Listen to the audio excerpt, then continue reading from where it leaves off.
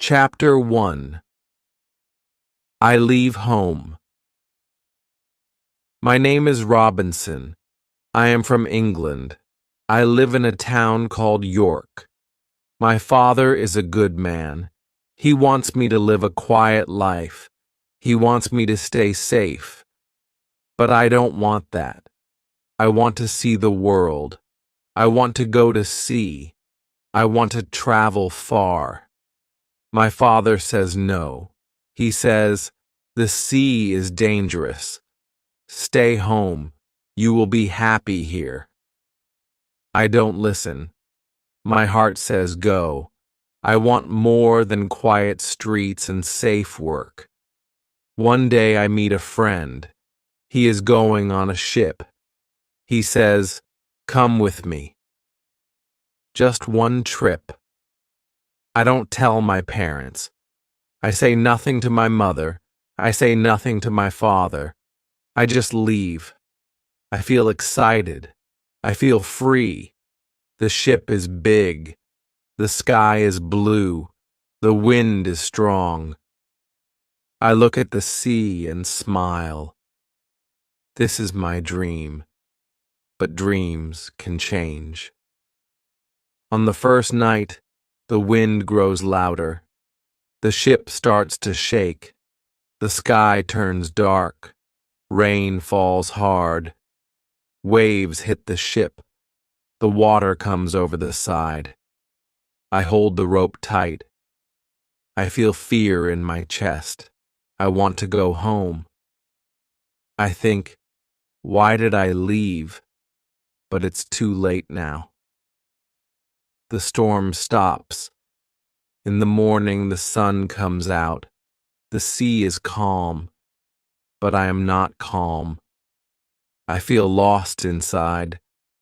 My friend laughs and says, "That was nothing. Real storms are worse." I try to smile, but my heart is heavy. The ship goes on. We reach a port in a new city. I think about going home. I want to write to my father, but I don't. I stay quiet. I tell myself, one more trip. I find a new ship. This one is bigger. The captain is kind. He teaches me about the sea. He says, "Watch the sky. Watch the wind. The sea has moods." I listen. I learn. I write in my small book. I write simple words. I write what I see, what I hear, what I feel. The sea teaches me every day. Then one day, something bad happens. A pirate ship finds us. Men with guns come on board. They take the ship. They take everything. They take me too. I am now a prisoner. They take me to a far land. I do not know the name. The people speak strange words. I do not understand. I miss home. I miss my father. I miss the safe streets of York. But I do not cry. I look for a way out. I wait. I watch. I plan. I work for a man by the sea. He owns boats. He gives me small jobs. I carry water. I clean fish. I learn their words. Slowly, I understand them. One day, he lets me go on a fishing boat. I smile. I say, "Thank you." But inside, I think, this is my chance. I look at the sea. I look at the boat. I think about freedom. I think about escape. I know I must act soon. I cannot stay here forever. I left home to see the world. But now, I just want to survive. The sea called me once. It gave me dreams. Now, it holds my hope. Chapter 2. I plan to escape. Every day I go to the sea. I work on the boats. I smile at the men. I say little. I stay quiet. But in my mind, I am not quiet. My mind is loud. It makes a plan to escape. I cannot live here forever. I am a prisoner. I want to be free. I think about the sea.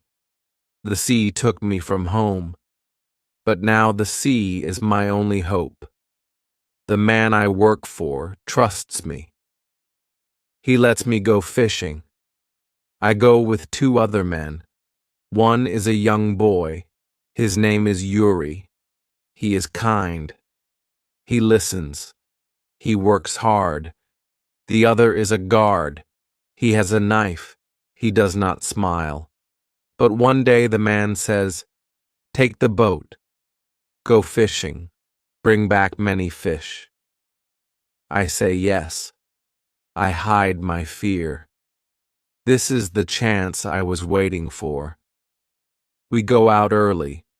The sun is low. The sea is quiet. I sit in the boat and watch the land. It gets smaller and smaller. We go far. Then I take the boat in another direction. The guard looks at me. "Why this way?" he says. I smile. "More fish here," I lie. He does not know my plan. I wait for the right moment. When the guard looks down, I act fast. I take the wooden pole. I hit him hard. He falls. He does not move. Jury is afraid. He says, "What now?" I look at him. "Do you want to be free?" He nods. "Then help me," I say. We throw the guard into the sea, not to hurt him, just to leave him behind. He swims back to shore. Now we are alone. Just me, Jury, and the boat. We sail for many days. The sun burns our skin. The salt dries our lips. We drink little water. We eat dry fish. We are tired, but we are free. We follow the coast. We stay close to land. We see trees, rocks, animals. We sleep in the boat. At night, we hear sounds, strange sounds. We see no people, only shadows in the dark. One day we see land with tall grass. I say, "Let's go." We find sweet water. We drink. We rest. Then we hear a sound, a growl. A lion comes out of the grass. My heart stops. I grab the gun from the boat. I shoot. The lion falls. Jury shouts, "You saved us." I breathe again. My hands shake. I say, "We must leave now." We sail again. Days pass. We are tired. One morning, we see a ship. A big ship. It comes near us. It is not a pirate ship. It is a trade ship. A white flag waves on top. I stand and wave my arms. "Help us!" I shout. A man on the ship sees me. He waves back. The ship turns toward us. A small boat comes out. The men on it speak English. My heart feels warm. After many weeks, I hear my own language again. They ask, "Who are you? What happened?" I tell them a little, not everything. I say, "I am lost. I ran away. I want to work. I want to live free." The captain is kind. He says, "You can come with us. We go to Brazil." I say yes, but he looks at Jury. "Is he your servant?" I look at the boy. He helped me. He stayed with me. He did not run. "No," I say. "He is my friend. The captain smiles. Then he can come too. I look at the sea once more. I think of the island we passed, the land we left behind, the danger we escaped. My life is changing again. But this time, I am not afraid. Chapter 3. A New Life in Brazil. The ship took us far from danger. The sea was calm again. The wind was soft. I stood on the deck and looked at the sky. I felt safe. I felt quiet inside. Jury stood beside me. His eyes were full of light. We did not talk much, but we smiled. That was enough. The captain gave us food, clothes, and a place to sleep. He asked for no money. He said, "You are brave. You risked your life. That is enough for now." I thanked him again and again. In my heart, I felt lucky. I had escaped. I was free. And now I was going to a new land, a land I had never seen, a place called Brazil. After many days, we reached the shore. The ship stopped near a busy town. The streets were full. People moved fast. The sun was hot. I saw things I had never seen before. Big trees, bright fruits, men on horses, women selling things on small carts. The captain took me to a small house. "You can stay here," he said, "and you can work.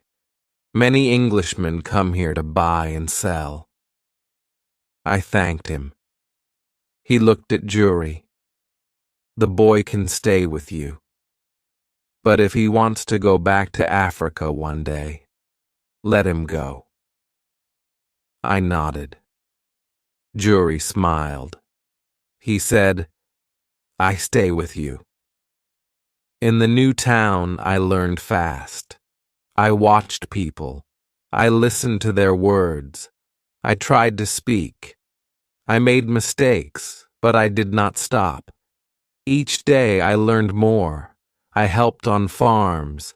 I carried water. I planted seeds. The soil was rich. Everything grew fast. I worked hard. I saved money. I did not waste it. My hands became strong. My heart became still. Life was not easy, but it was good. After 1 year, I bought a small piece of land. I grew sugar and a little tobacco.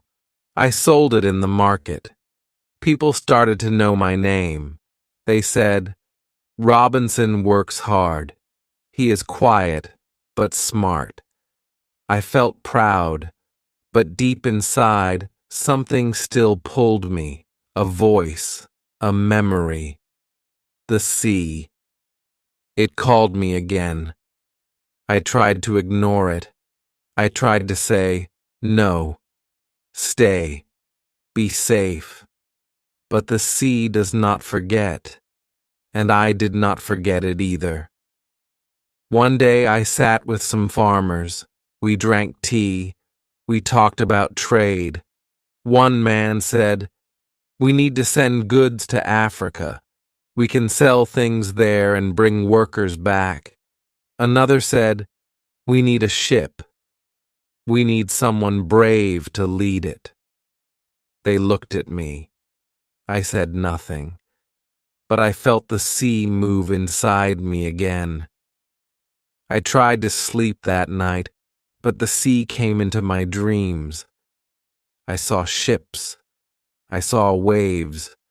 I saw a storm.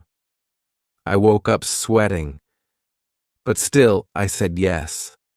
I sold part of my land. I gave Jury his freedom. I said, "You are free now. You stayed with me. You helped me. You are my friend. You can go where you want." He looked at me. He did not speak for a while. Then he said, "I will never forget you." We shook hands. Then he left. My heart felt heavy, but I knew it was the right thing. I joined the men and helped prepare the ship. We packed tools, clothes, food, and water. I felt strong again. I felt ready. But something deep inside whispered, "Be careful. The sea gives, but the sea also takes." We left Brazil on a quiet morning. The sky was clear. The sails were full. I stood on the ship and looked ahead. I did not know what was coming, but I knew one thing: my journey was not over yet. Chapter 4: The Storm and the Island. The first days at sea were quiet. The wind was soft. The sky was blue. I walked on the deck and watched the water. It moved like glass. I thought, maybe this time will be different. But deep inside, I felt something. A small fear, like a shadow in the mind. I pushed it away. I told myself, "You are strong now. You know the sea. You will be fine." But I was wrong. After 2 weeks, the sky changed. Clouds came fast. The wind turned sharp. The sea started to rise. Our ship shook. The sails screamed in the wind. The captain shouted orders. Men ran across the deck. Water came over the side. The ship moved like a toy in the storm. I held on to the rope. My hands hurt. My body was wet and cold. I could not see. I could not think. I could only feel one thing: fear. The storm got worse. Thunder broke the sky. Waves hit hard. The ship cracked. I heard a loud sound, like the sky itself had broken. Then the mast fell. The ship tilted. Men screamed. The captain shouted, "We're going down!" I looked for something to hold, but the sea pulled me. Cold water hit my face. I went under, then up, then down again. I could not see the ship anymore, only dark waves. I kicked. I pushed. I reached for something, anything. Then I saw land, not far, a line of trees, a small beach. I swam with all my strength. The sea pulled me back again and again, but I did not stop. I thought, this is the end, or this is a new start. I reached the sand. I fell on it. My chest burned. My legs shook, but I was alive. The sea was behind me now. The storm still roared, but I had escaped it. I looked around.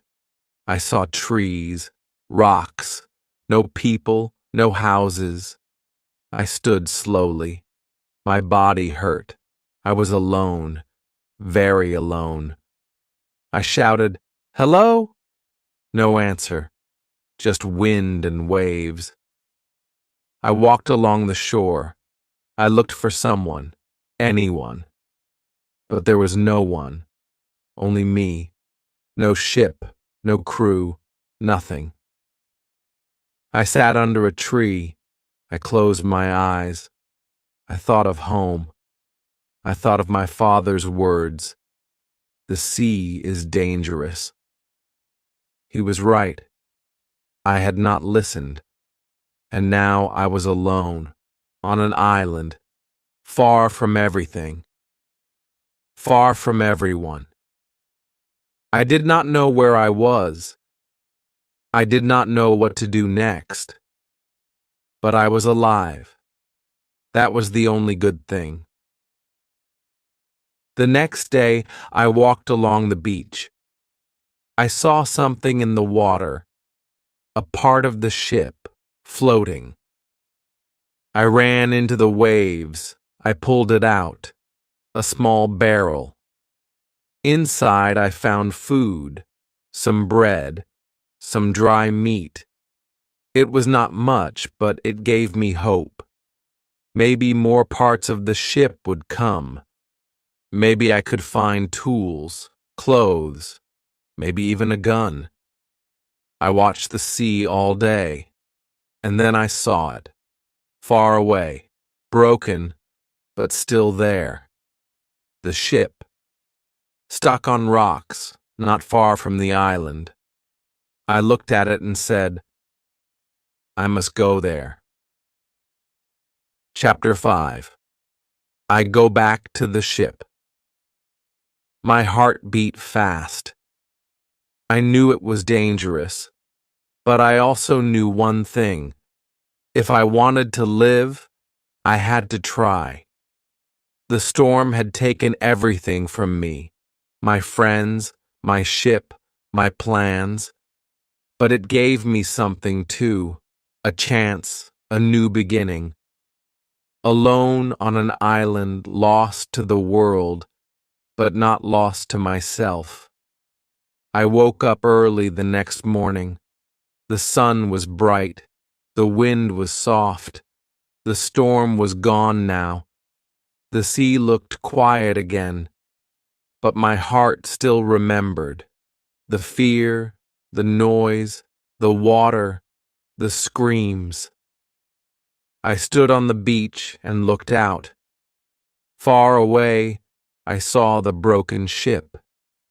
It was still stuck between the rocks. The waves hit it gently now, not like before. I thought, maybe I can go there. Maybe I can get something from the ship. I knew I needed food, tools, clothes, anything to help me live. The island was big, but it was empty. I had no house, no fire, no knife. I had to go. I looked around the beach. I found some long pieces of wood. I found an old rope, too. I worked all morning. I made a small raft. It was not perfect, but it could float. I pushed it into the water. It moved with the waves, but it did not break. I smiled.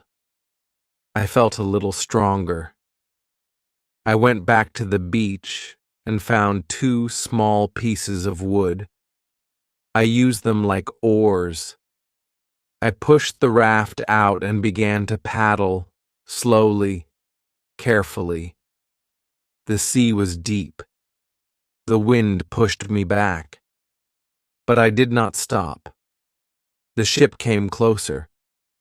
I could see the broken mast, the torn sails, the empty deck. My heart felt strange. That ship had taken me across the world. It had also thrown me into the sea. Now it was quiet, like a dead body. I reached the side of the ship. I climbed up using a rope that still hung there. My hands shook, but I did not fall. I stood on the deck and looked around. Everything was broken, but some parts were still good. I went below deck. It was dark and wet, but I found things: food, tools, a hammer, a small axe, a knife. I found a box with clothes.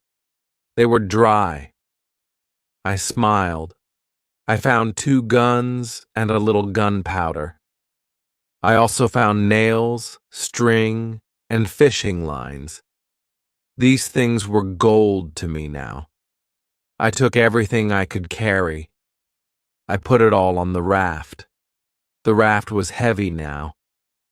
It moved slowly in the water. I got back on and started to paddle again. The way back was hard. The wind was strong. The raft moved left and right. I thought I would fall. I held tight to the rope. My arms were tired. My legs were wet. But after some time, I saw the beach. I cried. Not loud, but deep inside. The land was still there. The sand, the trees, the place that now had to be my home. I pulled the raft to shore. I took the things one by one and placed them under a big tree. I looked at the sky. I said thank you. I had food now, tools, clothes. I had hope. I sat under the tree and thought, now I can live. I don't know for how long, but I will try. I will not give up. That night, I made a small bed with grass and wood. I used one coat as a blanket. I held the knife in my hand. I listened to the sounds of the island, birds, wind, leaves. I heard no people. I saw no lights. I was still alone. But I was not weak. I was still alive. And that was enough for now. Chapter 6. I Build a Home. The next morning, I looked at the sky. It was clear. The sun was warm. I looked around the beach. This was not just a place now. This was my world. I was the only man here. No houses, no roads, no people, just trees, rocks, birds, and wind. But I was alive. I had food. I had tools. I had hope. I needed to do something next. I needed to build a home. I walked far from the beach. I found a small hill. It was not too high. On one side, there was a big rock wall. In front of it, there was a flat, open space. I stood there and looked around. The land was good. I could see the sea from the hill. I could see the beach. I thought, this is the right place. I dropped my tools on the ground. I said, this will be my home. I worked all day. I cut wood. I carried stones. I made a small wall with the wood and sticks. It was not strong, but it made me feel safe. I put my food inside. I covered it with leaves. I placed my clothes on a rock to dry. I looked at my work and smiled. It was not much, but it was something. My hands were tired. My feet hurt. But my heart was calm. The next few days, I worked more. I made a roof with grass and sticks. I made a door with old wood from the raft. I used nails from the ship. Every day I walked back to the ship to get more things. I took rope, tools, food, and small barrels. I filled one barrel with water. I filled another with dry bread. The ship was breaking more each day, but I used every part I could. I knew the sea would take it soon. After many days, the sky changed. Big clouds came. The wind was strong. Rain started to fall. I ran to my new home. Water came through the roof, but I stayed dry in the corner. I was glad I had worked fast.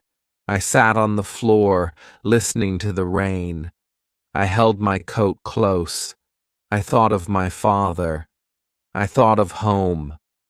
But I did not cry. I was stronger now. The storm passed after one night. The next morning the ship was gone. The sea was quiet again, but my heart felt sad.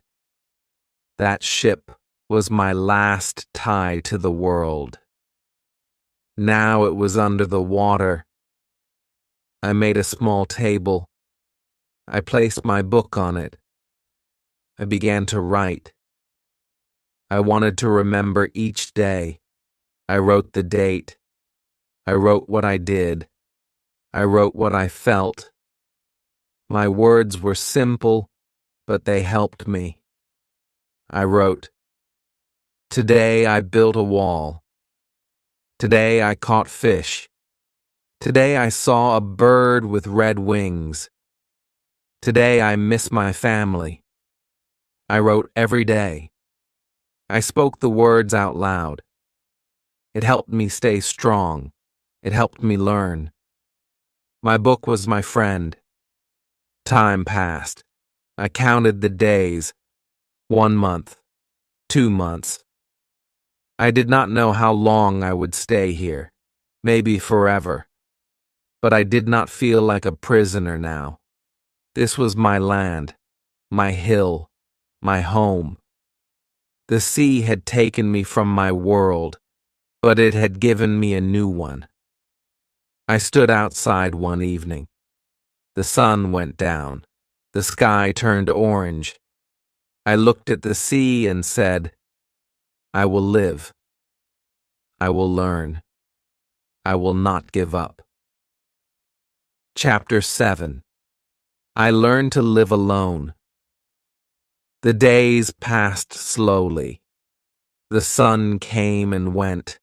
The rain fell and stopped. I woke up each morning and looked at the sea. It was quiet now, like it had forgotten the storm. I had food. I had water. I had a small home. But I had no people. No voice to talk to. Only birds. Only wind. Only silence. At first, the silence made me sad. I wanted to speak. I wanted to listen. But no one answered. So I spoke to myself. I said things out loud. Simple things. Today I eat fish. Today I fix the roof. Today I feel tired. It felt strange, but it helped me stay strong. I started to walk around the island. I wanted to know this land better. I saw trees I had never seen before. I saw fruits on the ground. I picked them up. Some were sweet, some were sour. I ate slowly. I watched animals too, small rabbits, colorful birds. I followed their paths. I watched their habits. I wanted to learn how they lived. I wanted to live like them, quiet and safe. I found a small stream. Clean water flowed there. I drank from it. It tasted fresh. I said, "Thank you to the land." One day I found a group of goats. They ran when they saw me. They were fast. I could not catch them, but I had an idea. I would build a trap. I used rope and wood. I worked for many days. Then, one morning, I found one goat in my trap. It was small. It looked scared. I did not hurt it.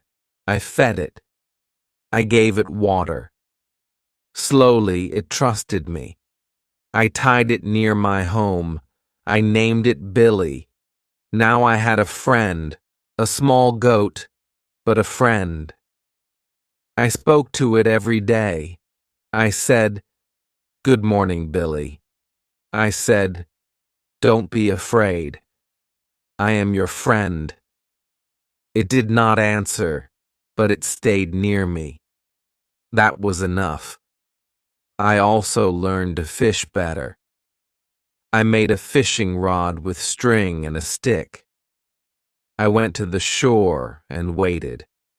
I watched the sea. I learned when the fish came close. I caught one, then two. I cooked them over fire. I made a small grill with stones. I ate slowly. I thanked the sea. Every meal felt special. I never wasted food. I used everything I had. I saved things.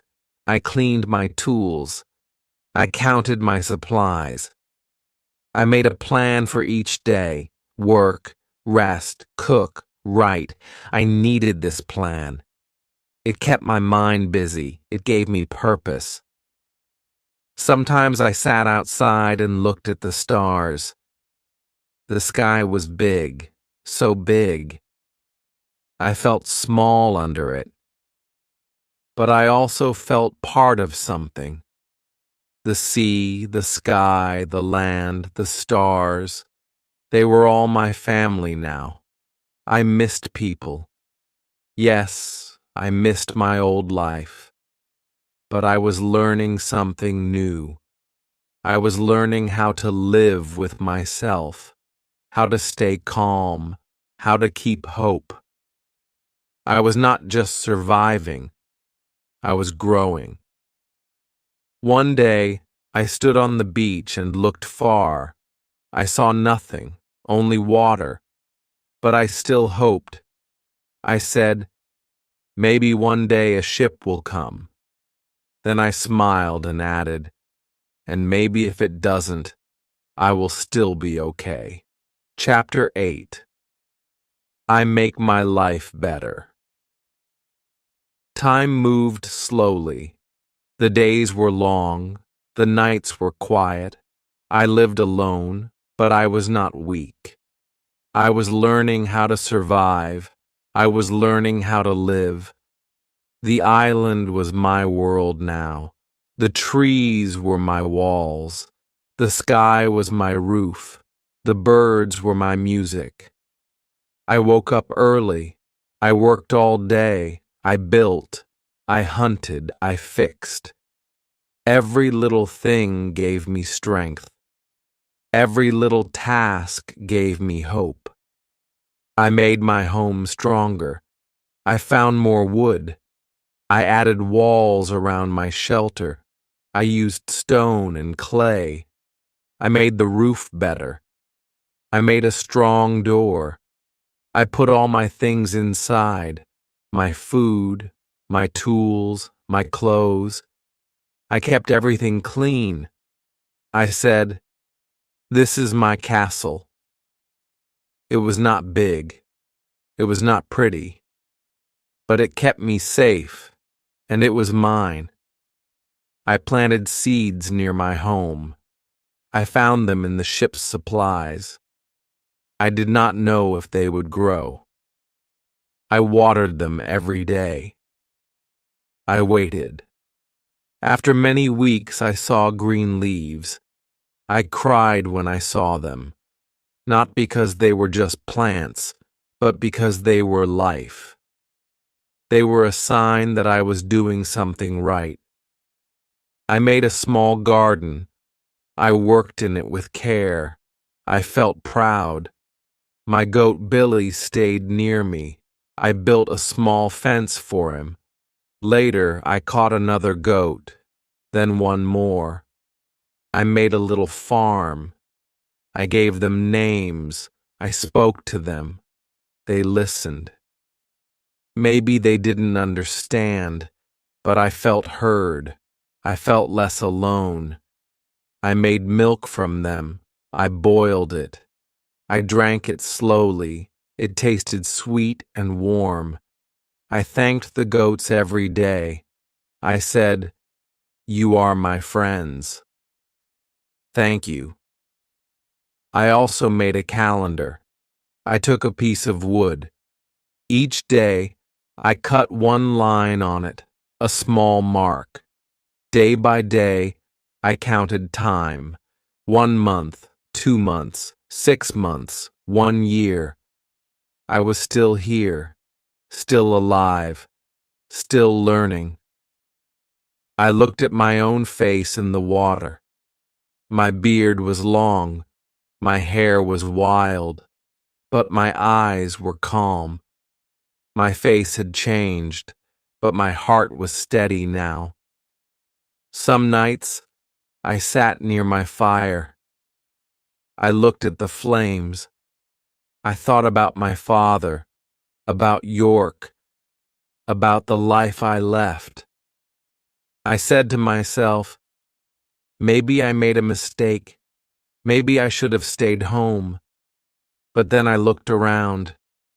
I saw my home, my garden, my goats, my tools, my fire, and I said, but maybe this is who I am now. I taught myself new things. I made pots from clay. I used fire to make them hard. Some broke, some stayed. I made a chair. I made a shelf. I made a knife from stone. Every day I learned something new. I made mistakes. I failed. But I always tried again. Slowly, the island became my school, my teacher, my test, and I passed each lesson with my hands and my heart. I had no one to clap for me, no one to say, "Good job," but I knew I was doing well. I could see it. I could feel it. I was not just alive. I was living, fully, deeply. I stood on the beach at sunset and whispered, "Thank you, God. Thank you for keeping me here. Thank you for giving me strength."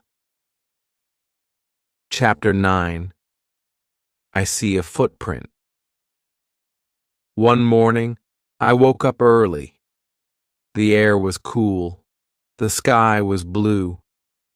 I walked outside to check my goats. They were fine. I gave them food. I spoke to them. They followed me around. I smiled. Then I walked down to the beach. I often walked there in the morning. It helped me think. It helped me feel calm. I listened to the waves. I watched the birds. I walked slowly across the sand. But this morning was different. I saw something on the ground. It stopped me. My heart jumped. I bent down. I looked again. I did not believe my eyes. It was clear. It was deep. It was real. A footprint. One single footprint in the sand. Not mine, not from my foot. Someone else had been here. I stood up and looked around. I saw no one. I called out, "Hello!" No voice came back, only the wind. I ran to the trees. I looked behind rocks. I ran back to the beach. Nothing, no sound, no shadow, no face, but the footprint was still there, big, fresh, close to my home. I felt cold, not from the wind, but from fear. I had lived here alone for so long. I thought no one else was on this island. I had felt safe. Now I was afraid again. I ran back to my house. I locked the door. I sat inside. My heart beat fast. My hands were shaking. Who was it? A man? A group? A friend? A stranger? I did not know. That night, I could not sleep. I sat with my gun near me. I listened to every sound, every small crack, every bird cry. I thought, what if they come? What if they are near now? The silence felt heavy. My eyes stayed open. I waited for light. The next day, I made a plan. I walked slowly back to the beach. I looked for more footprints. I found none, just that one, alone, like a warning, like a sign. I looked at it again and then covered it with sand. I did not want to see it anymore. I wanted to forget, but I could not. For many days I stayed near my house. I worked quietly. I moved carefully.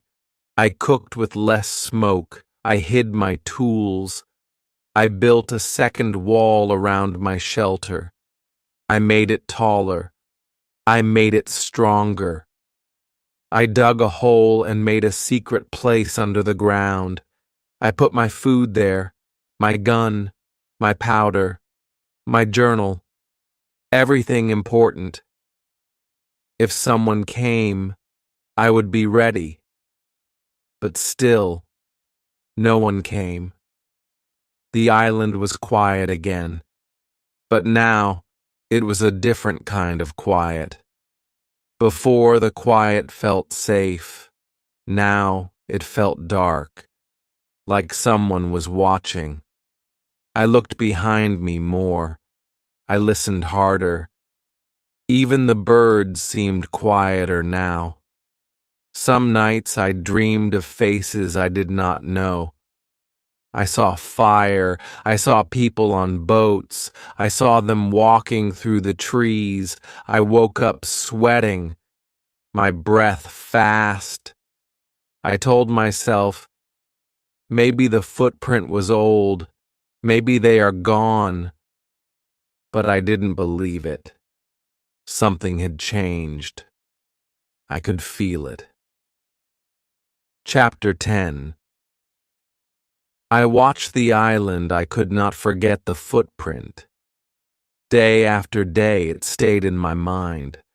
I kept asking, who is here? Where did they go? Will they return? The island no longer felt safe. I did not walk far now. I stayed near my house. I watched the trees. I listened to every sound. I cooked with small fires. I spoke to no one. Even the birds and goats seemed quieter. It felt like something was hiding, just out of sight. One morning I climbed the highest hill. I took my telescope with me. I sat behind a rock. I looked out over the island. I saw the beach, the trees, and the sea. For hours I watched. Nothing moved, no people, no boats, only wind in the trees. But I could not rest. I came back every morning. I watched the island like a guard. I waited. I was always waiting now. Then one day, I saw something new. Far on the other side of the island I saw smoke, a small fire, not from trees, not from lightning, a human fire. Someone was there. My hands began to shake. I held the glass tight. I looked again. Still smoke. No faces. But that was enough. I ran back to my home. I locked the door. I sat with my gun. My heart beat like a drum. That night I thought many things. Should I run? Should I hide? Should I try to talk to them? But I was afraid. I did not know if they were good or bad. Maybe they were pirates. Maybe wild men. Maybe they would hurt me. I thought of my father again. His soft voice. The sea is danger. Stay home. But it was too late now. I had walked far from home, and now danger had followed me. The next day, I climbed the hill again. The smoke was gone. The trees were still. The land looked the same. But it wasn't. Now I knew the truth. I was not alone. There were others somewhere, moving in the same trees I once walked through with peace. I made my house stronger. I added more wood, more stone. I made secret paths. I made traps. I hid food in more places. I slept in a new spot each night, sometimes outside, sometimes in the hole. I became like an animal, quiet, watching, waiting. Days passed like this, weeks. I saw no one, but I still felt them. Then something strange happened. I walked to the far beach one morning. I saw something in the sand, broken wood, rope, a paddle, all old and wet. A boat had been here. Not mine, a different one. Maybe a small group came, maybe one man, maybe many. I saw new footprints near the boat.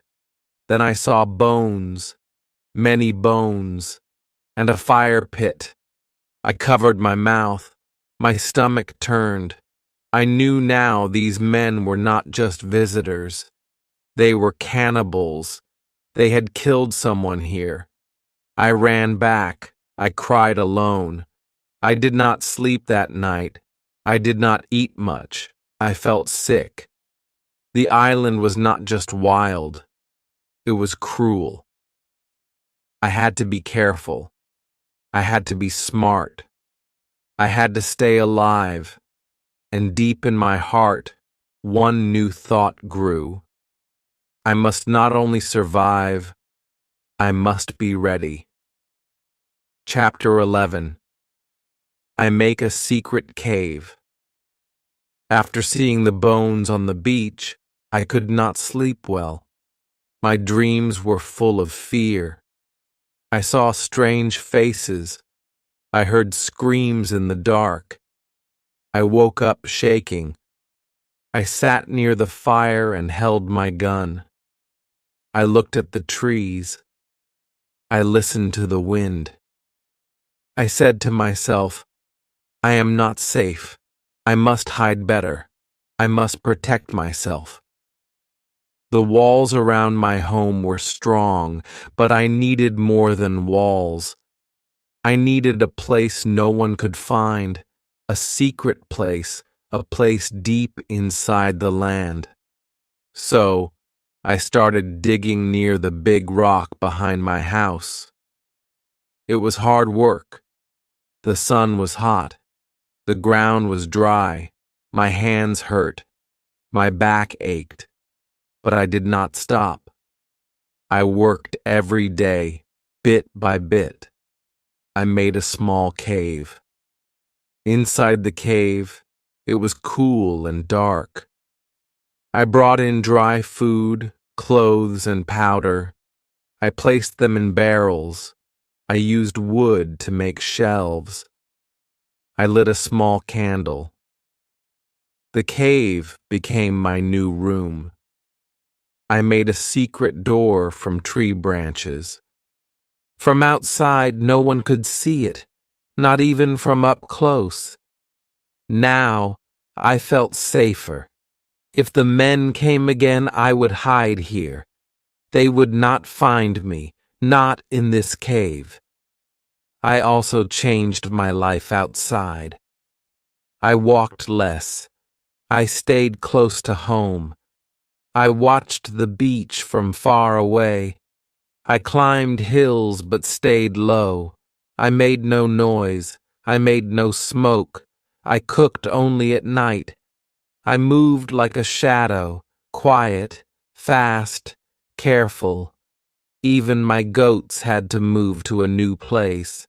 I made a second field for them. I built it deep in the trees, hidden from the beach. I did not want fire. I did not want sound. I did not want anyone to know I lived here. Sometimes I sat in the cave and spoke to myself. How long will I live like this? I asked. Will they come back? Will they find me? Will I die on this island? The silence answered me, but the silence gave no promise. So I prayed. I closed my eyes and said, God, help me stay strong. Help me not to fear. I wrote everything in my journal. I wrote with simple words. Today, I built a door. Today, I moved the food. Today, I heard birds but no voices. Today, I watched the sea. My journal helped me stay calm. It helped me think clearly, even when the world outside felt dark. The words on the page gave me light. One night, I heard a sound, a loud one. I woke up. I grabbed my gun. I stood still. Then I heard it again, a sharp scream. It came from far away. It echoed through the trees. I did not move. I waited. It stopped. Then silence again. Long, cold silence. I did not sleep again that night. The next morning I climbed the high rock. I looked far across the land. I saw something on the sand, many figures, small from far, but I knew they were men. They were back, but I was ready now. Chapter 12. I watched the strangers. I lay flat on the rock. I held my telescope in my hands. I looked down at the beach. I counted the men. There were 5, no, 6, then more, 11 men. They were tall and strong.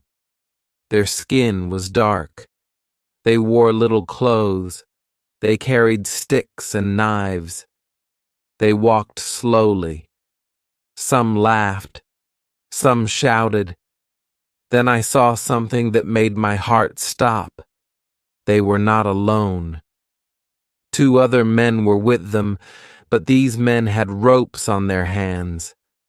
They were tied, prisoners. They looked weak.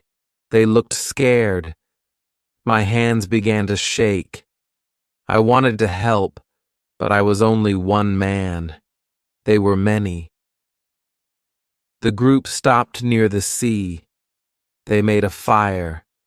They put the prisoners near it. I watched in silence. I could not move.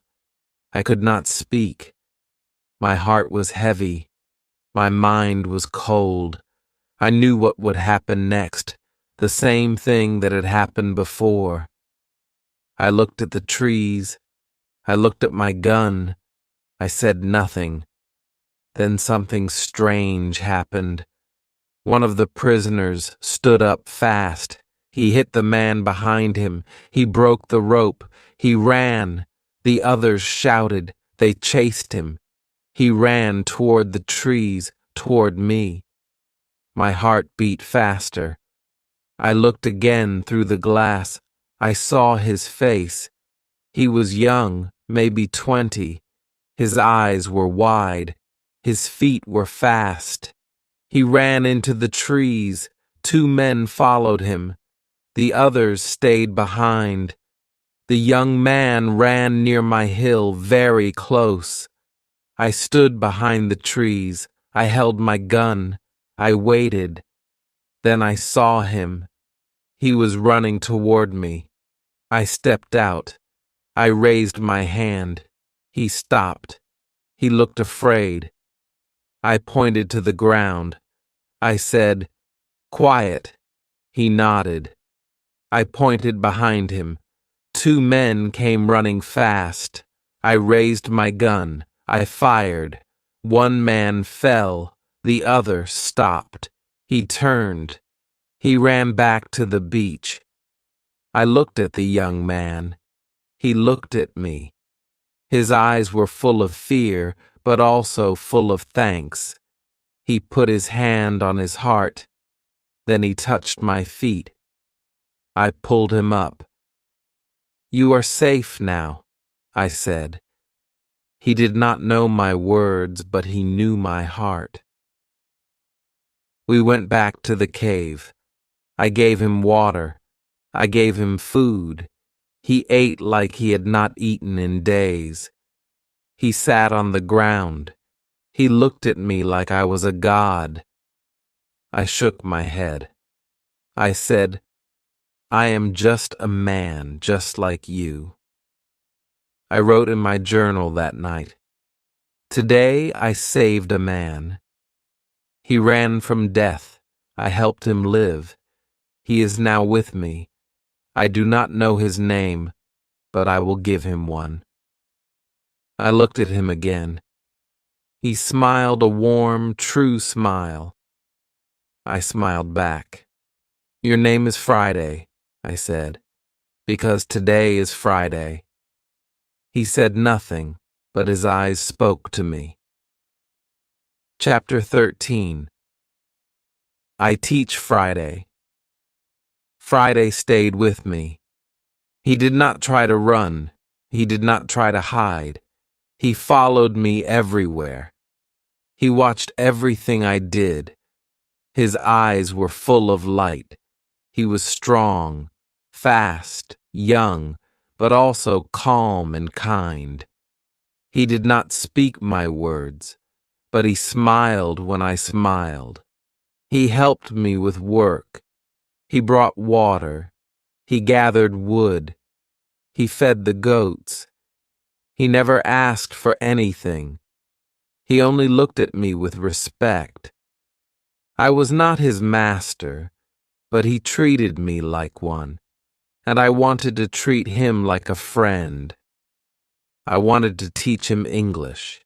I pointed to myself and said, "Robinson." He smiled. Then he pointed to himself and said, "Friday." I smiled back. Then I pointed to a tree. "Tree," I said.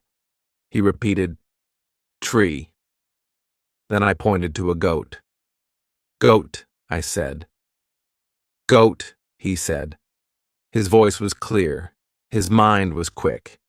Every day I gave him more words: hand, water, food, fire, sky, rain. Slowly, he learned. He listened. He spoke. He laughed when he made mistakes. I laughed too. It felt good. After so long, I was not alone. He was not just learning English. He was learning how I lived.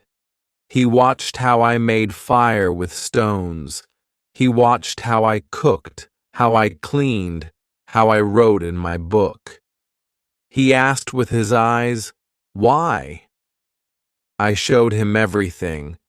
I gave him his own plate, his own blanket, his own knife. He said, "Thank you," with his smile. One night, I sat near the fire.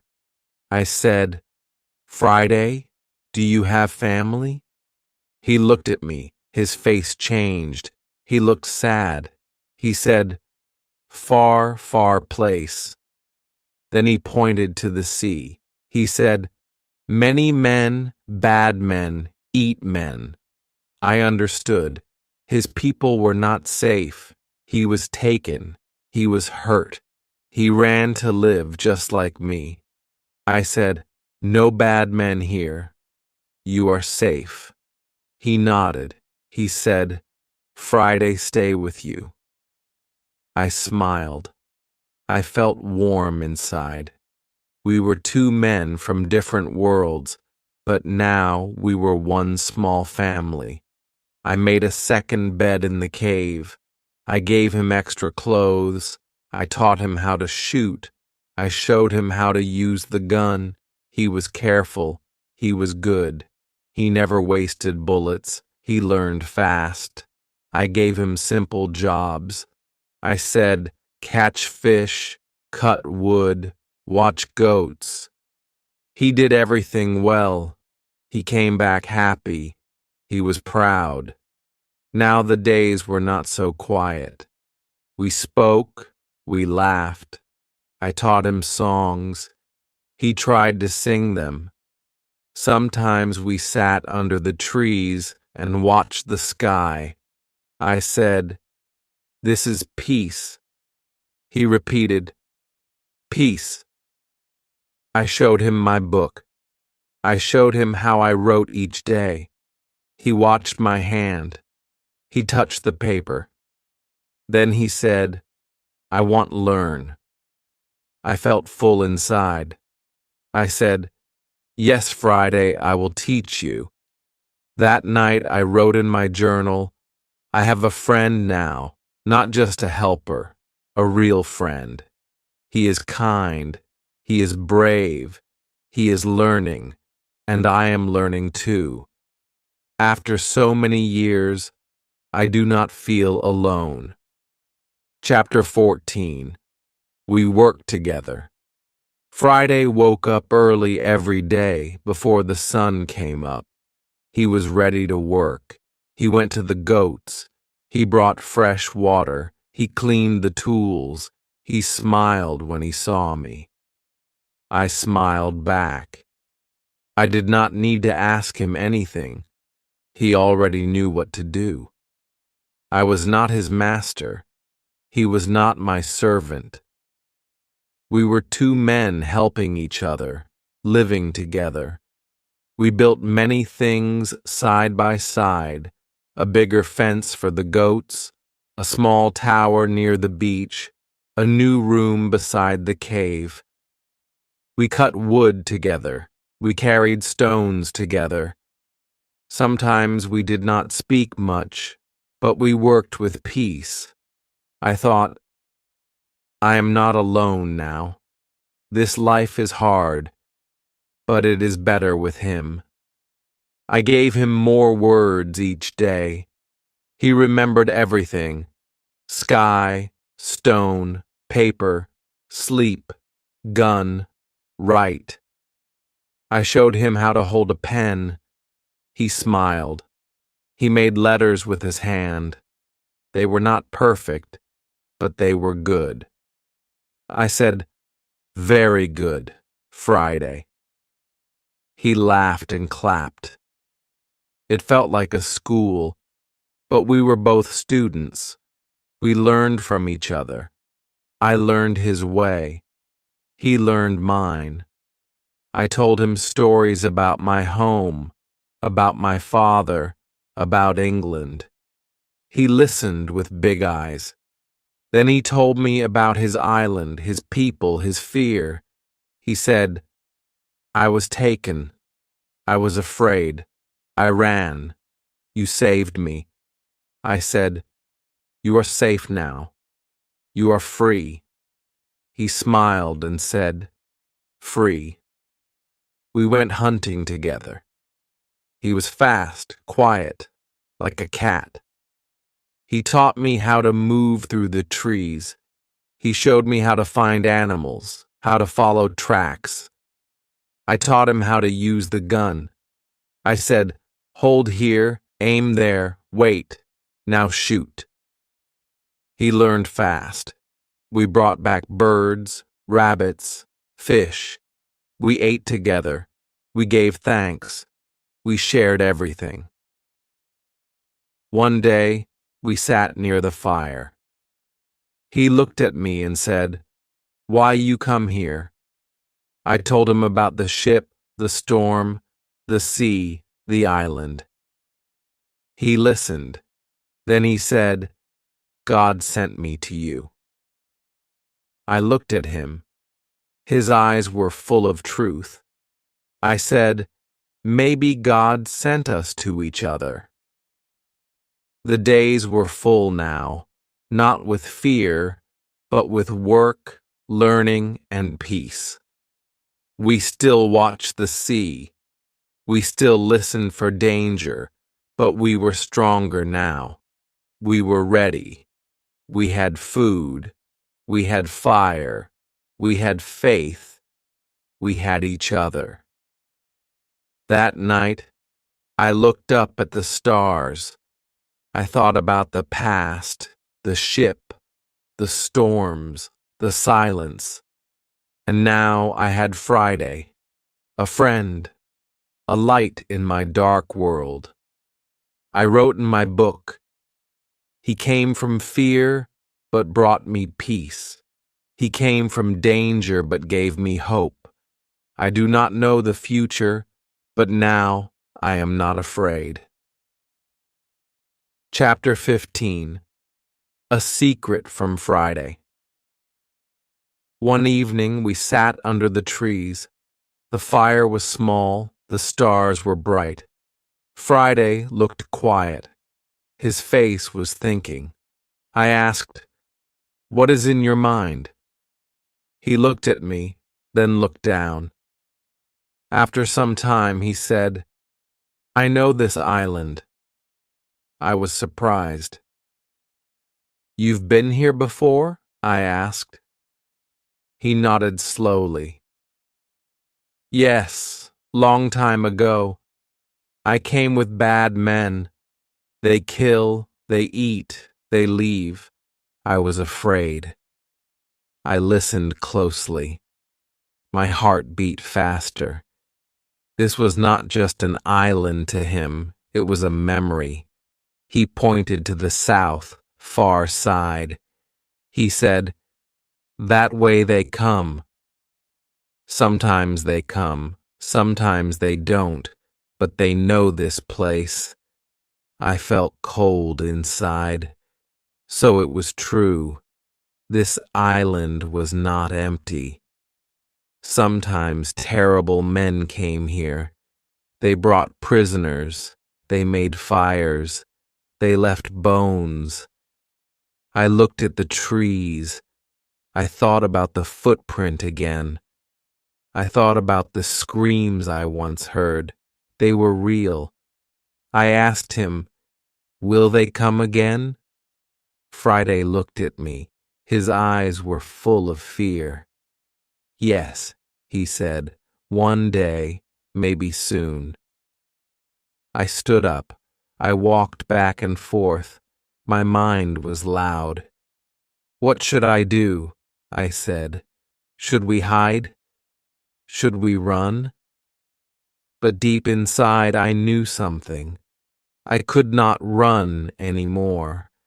I had lived too long in fear. I had a home now. I had a friend.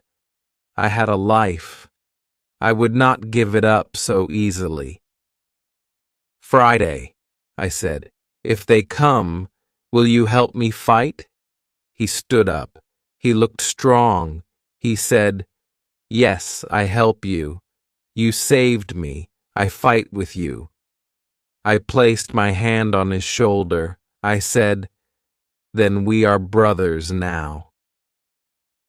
The next day, we made a plan. We went to the south side of the island. We moved slowly. We hid behind rocks. We stayed low in the trees. After some time, we saw it. Ashes, bones, pieces of rope. The men had been there not long ago, maybe 2 or 3 days. I felt sick, but I stayed strong. Friday looked calm. "They will come back," he said. "This place is not safe." We returned home. We built higher walls. We made new traps. We hid more food in the cave. We cleaned our guns. We made sharp sticks. We chose hiding spots in the trees. I said, "We will watch every day from morning to night." Friday said, "We be ready." My hands worked fast. My heart was quiet but hard like stone. That night, I could not sleep. I sat near the cave and watched the stars. I held my gun. I listened to the wind. I remembered the time I was alone. That time was over. Now I had a friend, a partner, someone who trusted me, someone I could trust. The island had changed again. First, it gave me fear. Then it gave me peace. Now it gave me purpose. I wrote in my journal, "If they come, I will not run. I will stand. I will fight, not just for myself, but for Friday too. This island is our home now, and we will protect it together." Chapter 16. The Day They Came. The morning was quiet, too quiet. The birds did not sing, the trees did not move, even the wind felt still. I opened my eyes and sat up quickly. Something felt wrong. I looked at Friday. He was already awake. He was not speaking. He was listening. His body was still, but his eyes were sharp. I whispered, "What is it?" He pointed toward the sea. "They are here," he said softly. I felt my chest tighten. The day we feared had come. We climbed the hill and hid behind the rocks. I brought my telescope. I looked down toward the far beach. I saw them, many men in a big canoe, maybe 20. They landed on the sand. They jumped out laughing and shouting. I counted them, 18, strong and wild. They had long sticks and knives, and they had prisoners again, 3 men, tied, weak, lost. My hands began to shake. I had never fought so many men. I looked at Friday. He was calm. His face was hard. He said, "Now we fight." I nodded. I did not want to fight, but we had no choice. If we waited, the prisoners would die, and maybe one day we would be next. We had to stop them. I said, "We save the prisoners, but we must be smart. We must be fast." We took our guns. We took our knives. We moved through the trees, step by step, slow, quiet, careful. We stayed low. We waited behind thick bushes. We watched the men dance and shout. 2 of them stood near a prisoner. One raised a knife. The man on the ground cried. That was it. I stood up, I aimed, I fired. The man with the knife fell. Friday fired next. The second man fell. The others turned. They screamed. They looked into the trees. They saw us. I shouted, "Run!" We ran down fast. Friday was faster than me. We shot again. 2 more men fell. The rest were afraid. They did not know how many of us there were. They ran to their boat. We chased them, but we did not kill them all. We let them run. We wanted to save the prisoners, not kill every man. The beach was quiet now. The fire was still burning. I walked to the prisoners. They were tied with ropes. They looked up at me with fear. I cut the ropes quickly. I said, "You are free." One man fell into my arms. He cried. Another man hugged Friday. The third man looked weak. He could not speak, but he took my hand and kissed it. We helped them walk. We gave them water. We gave them food. One man began to speak slowly. His English was broken, but I understood. He said, "Thank you. We thought we would die. You saved us." Friday looked at me and said, "You strong." I smiled. "No," I said. "We are strong together." That night we made a big fire near the cave. We all sat around it. The three men slept close to the fire. They were safe now. Friday sat beside me. He said, "They will come again." I nodded. "Yes, but now they know we are not afraid." I looked at the stars. I thought of the man I once was, alone, afraid, lost. Now I was different. I was still on the island, but I had a friend, I had a purpose, and now I had saved lives.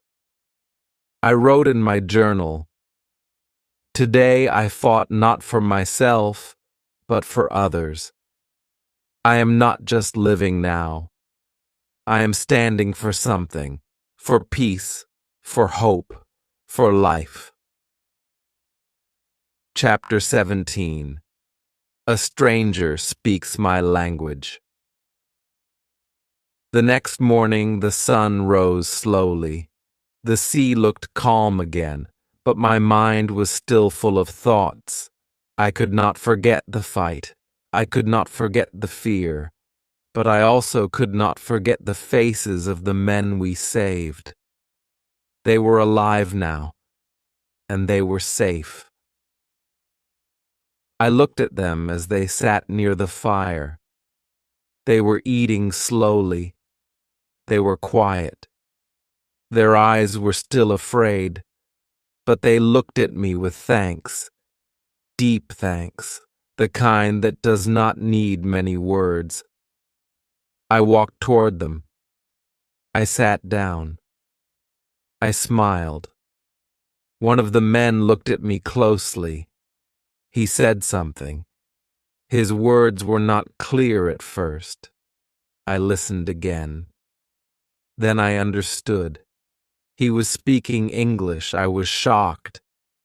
I said, "Do you speak English?"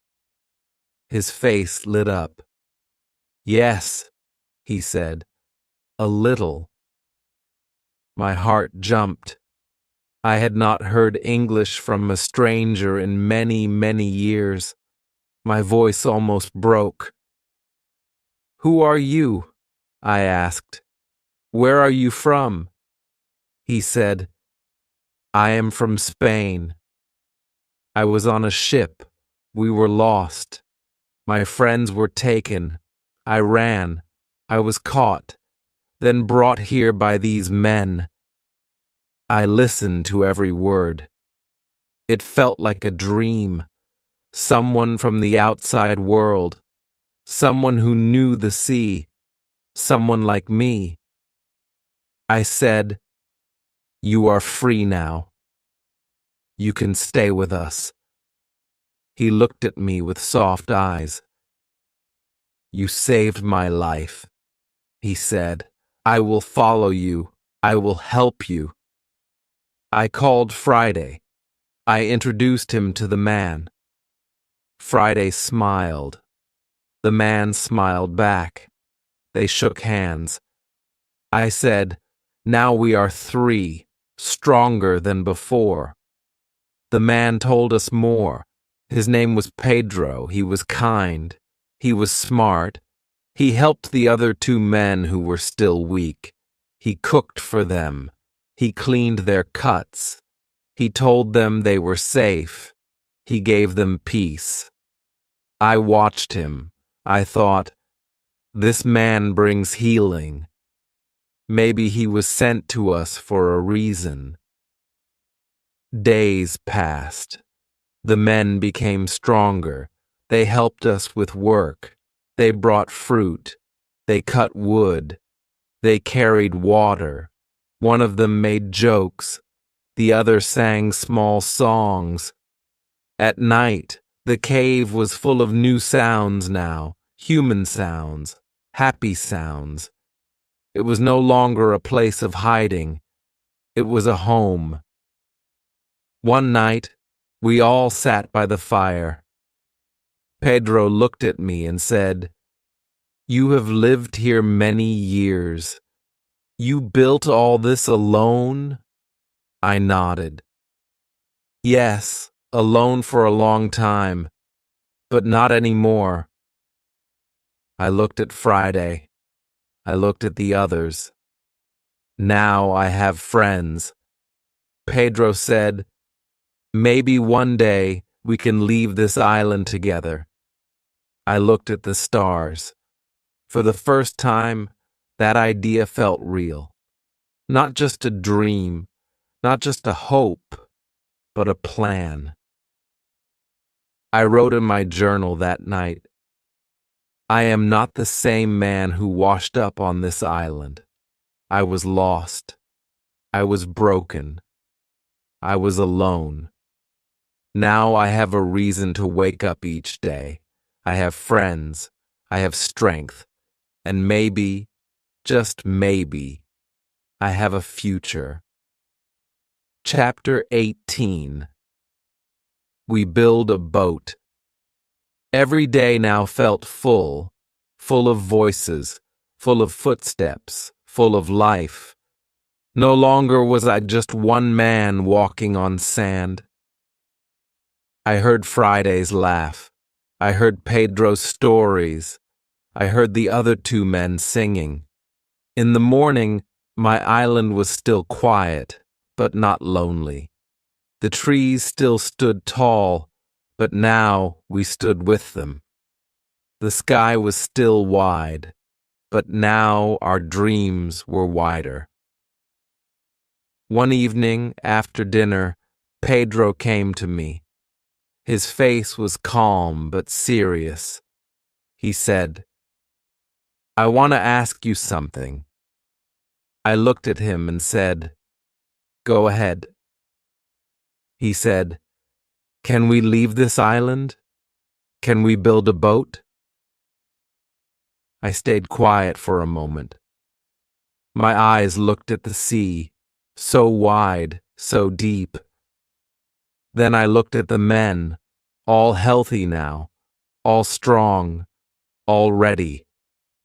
"I think we can," I said. The next day, we went to the forest. We looked for the biggest tree, one that was strong but not too thick. We found one near the river. Friday touched the bark and said, "Good." We began to work. We cut it slowly, carefully. It took many days. Our hands were tired.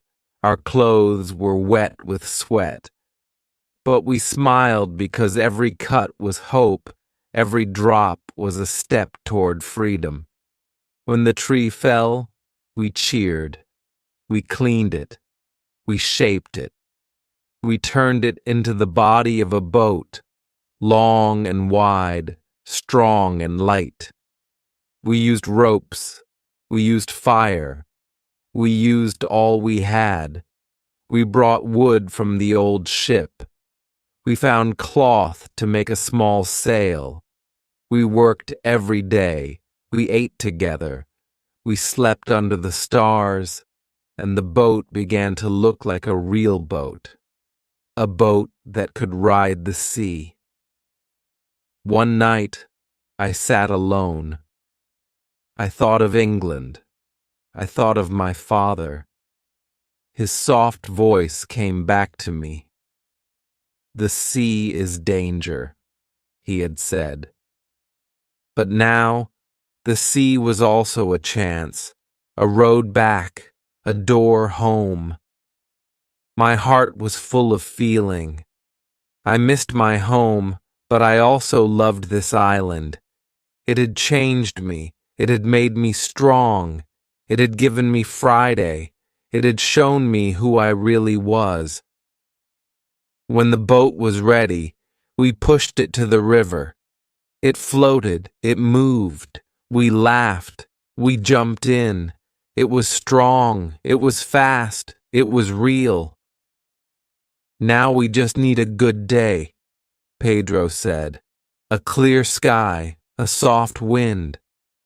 Yes, Friday said, but I will come back one day. I said, maybe I will never forget this place.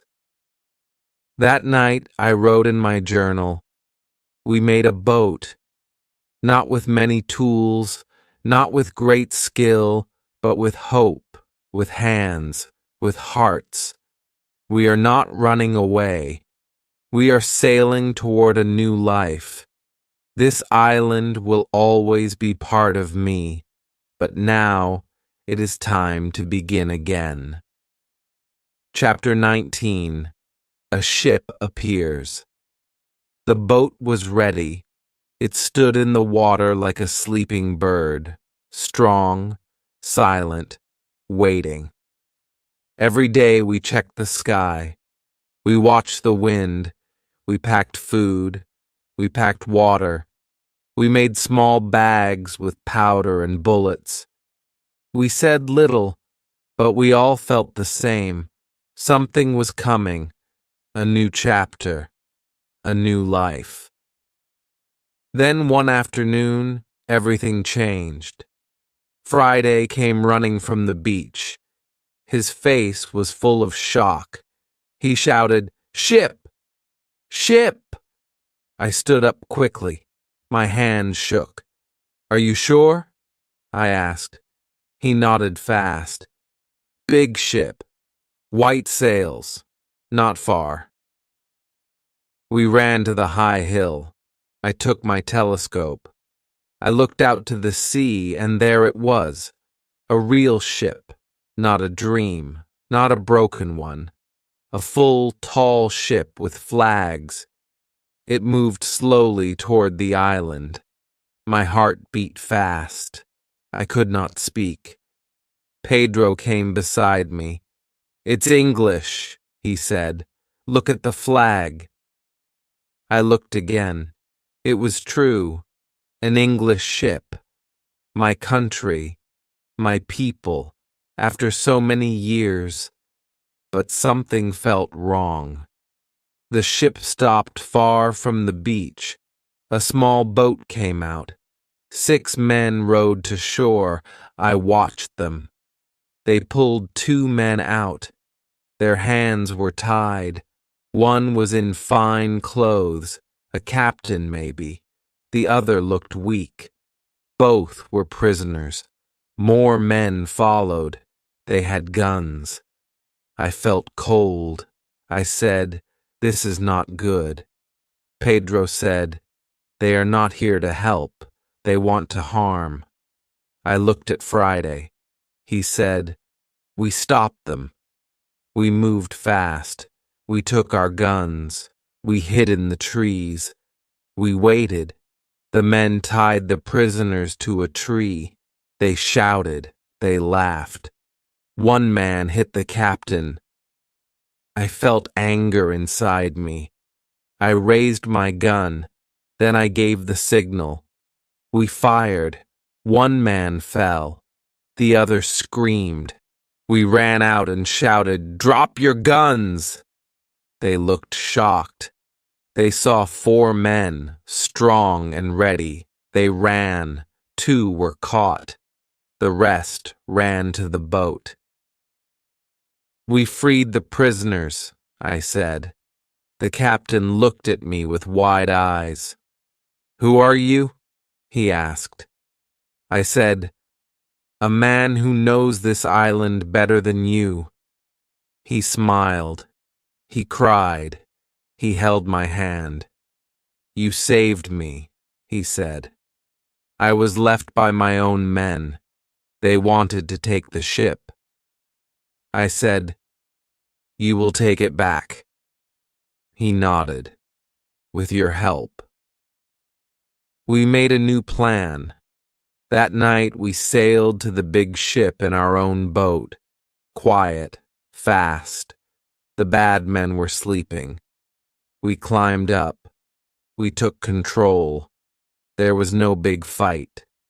The captain stood tall again. The ship was his now, and soon it would be ours too. The next morning, the sun rose. The sky was gold. The sea was soft. The ship was ready. The captain said, "We will take you home." I looked at Friday. He looked at the island. We were quiet for a long time. Then I said, "Goodbye, island. You taught me how to live. You gave me pain. You gave me peace. You gave me a new heart." Friday said, "I come with you, but one day I return." I smiled, "And I will never forget you." The ship moved slowly away. I stood on the deck. The island grew smaller. The sea opened wide. After 28 years, 2 months, and 19 days, I was going home. Chapter 20. I see my country again. The ship moved across the sea slowly. The days were long and quiet. The sun was hot. The wind was soft. I stood on the deck and looked at the water. My eyes watched the waves, but my heart looked behind me, back to the island, back to the years I spent there, 28 long years. That island was my prison. It was also my teacher, my home, my friend. I had cried there. I had grown there. Now I was leaving it forever. Friday stood beside me. He looked at the sea with wonder.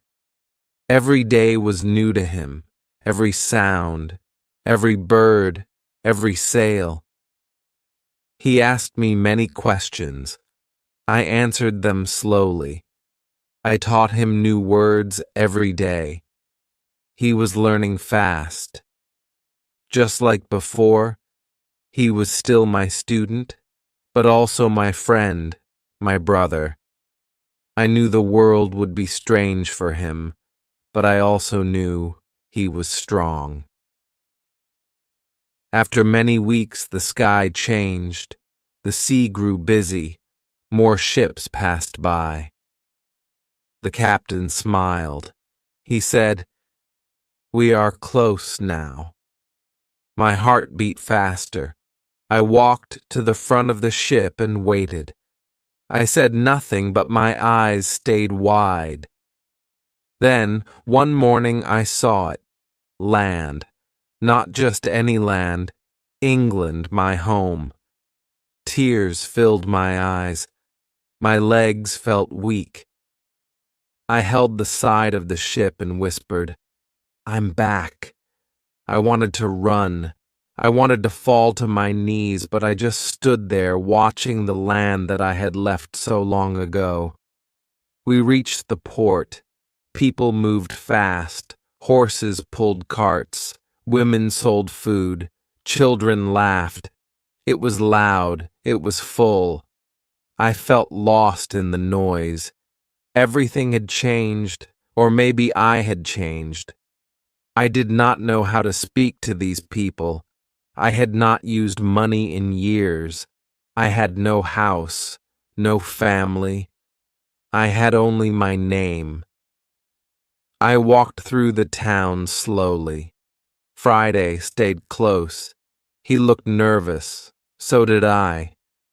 I asked about York, my hometown. I paid a man to take us there. It was far. The roads were cold.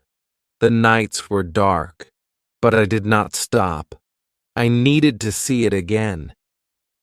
When we reached York, I looked around. So many new buildings, new faces. I walked through the streets and looked for my house.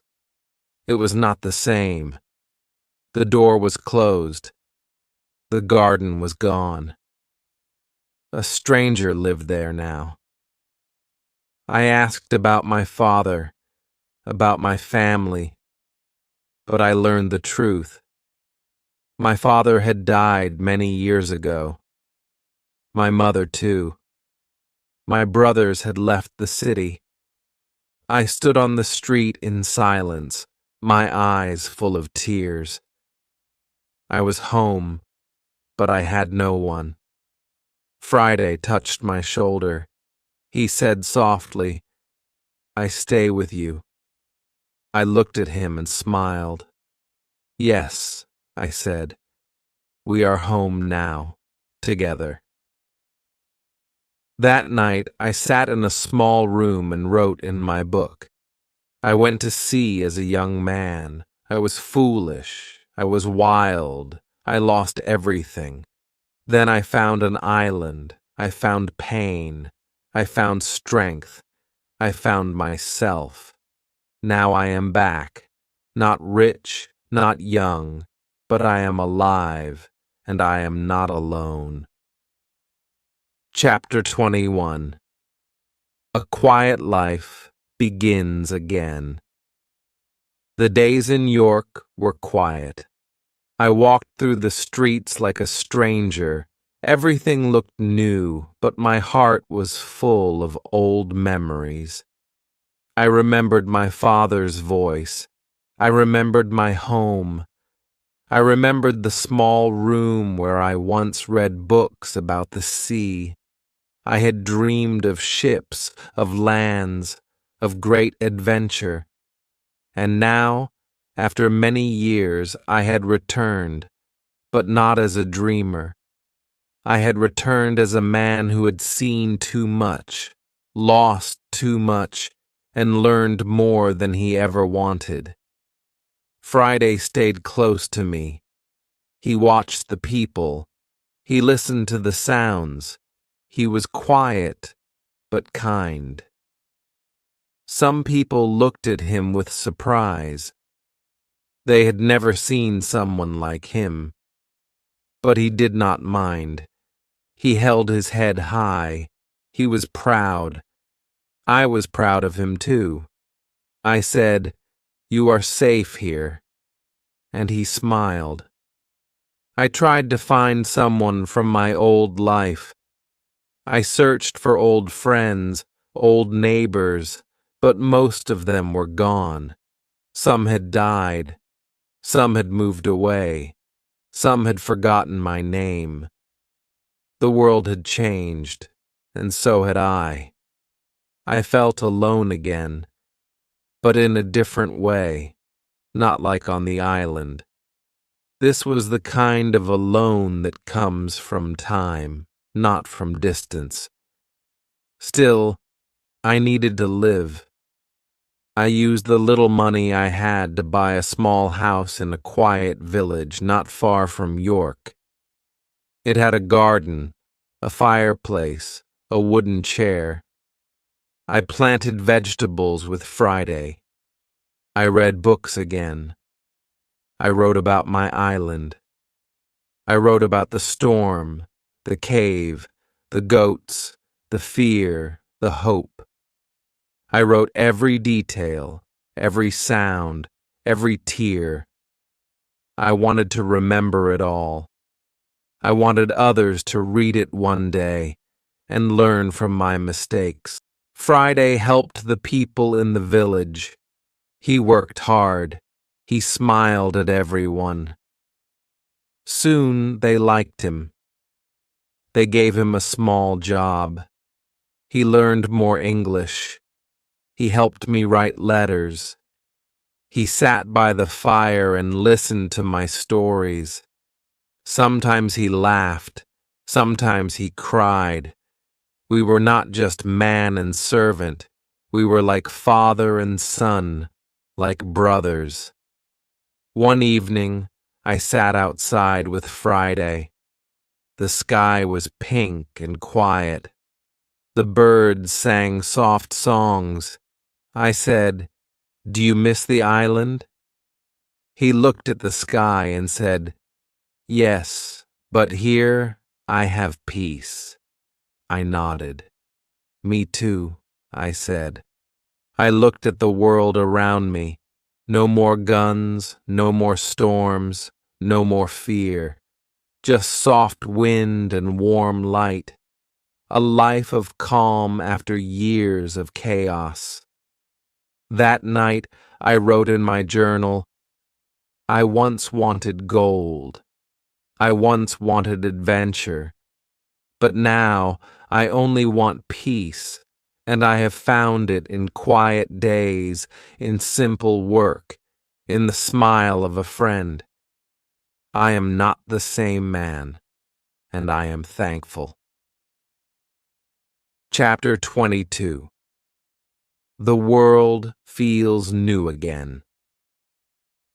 The village became my new world. It was small. It was peaceful. People lived simple lives. They worked in fields. They baked bread. They smiled at each other. It was not loud. It was not rich. But it was warm, and I liked it. Each morning I walked in my garden. The flowers grew slowly. The air was clean. The birds sang above me. I closed my eyes and listened. No waves, no thunder, no fear, just calm. My heart was healing. Friday woke up early too. He worked with joy. He helped old people carry wood. He played with children. He learned to read and write better. Sometimes he asked questions about the world. What is a train? What is a king? What is winter? I answered as best as I could. I saw the world again through his eyes. Everything was new again. One day, the school teacher from the village came to visit me. He had heard about my long journey. He had heard I lived on an island for many years. He sat with me and asked, "Will you tell your story to the children?" I smiled. "Yes," I said. "They must learn what I learned, that the world is not always kind. But if you stay strong, it can become beautiful again." So, I went to the small school. I stood in front of young faces. I told them about the sea, the storm, the island, the fear, the fire, the goats, the book, Friday. I told them everything. Their eyes were wide, their mouths stayed open.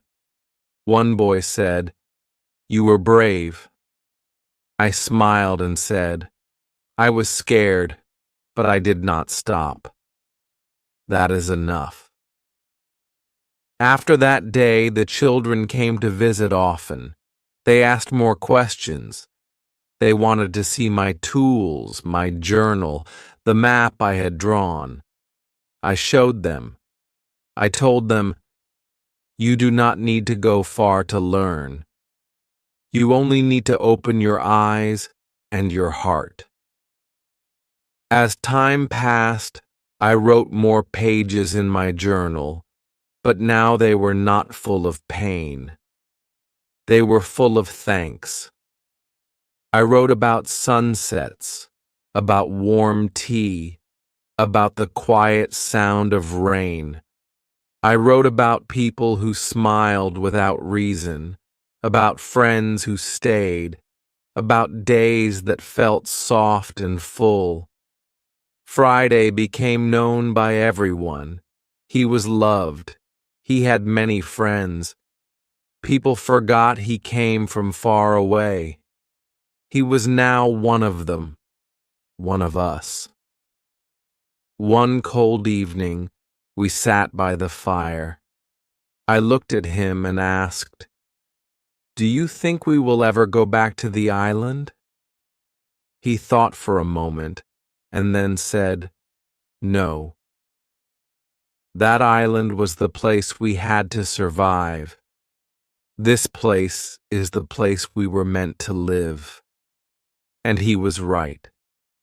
That night, I wrote in my journal, there was a time I wanted ships, gold, adventure, but now I want soft mornings, quiet friends, clean air, and a heart that says thank you every day.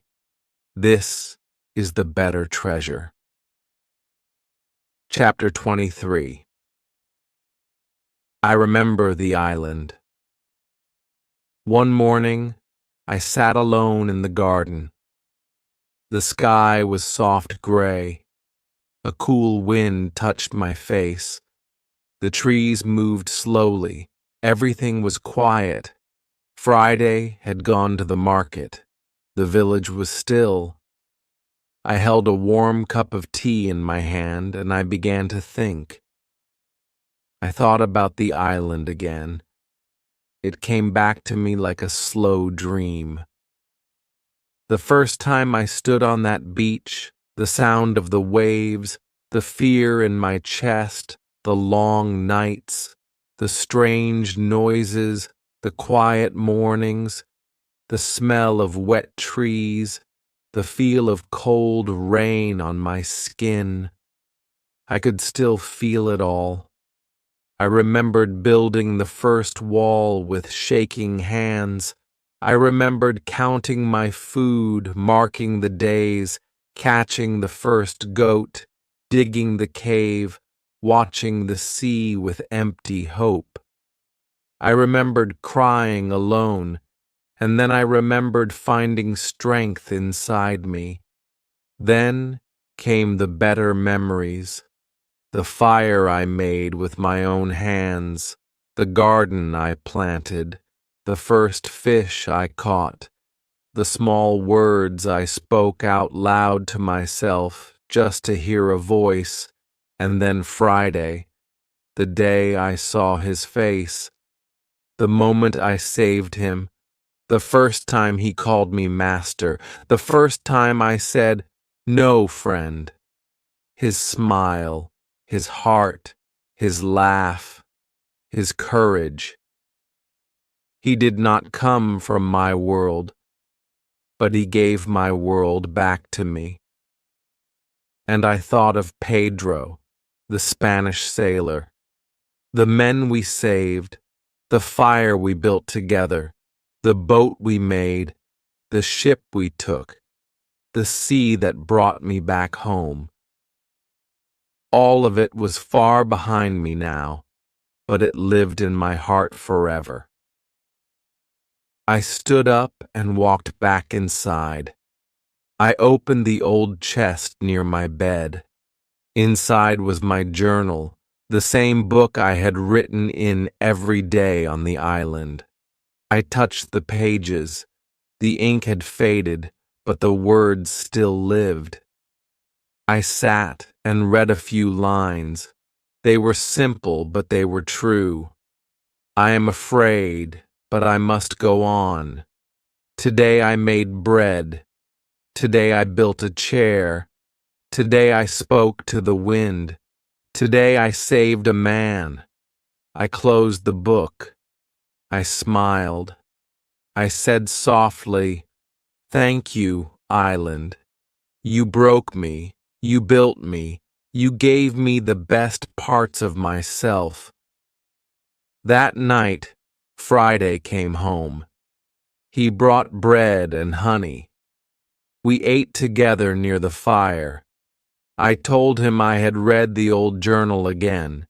He said, "That island made us both who we are." I nodded. "Yes, and now we know how to live anywhere." I wrote in my journal again before bed. The island is behind me, but its lessons are inside me. I no longer wish to escape from it. I now thank it.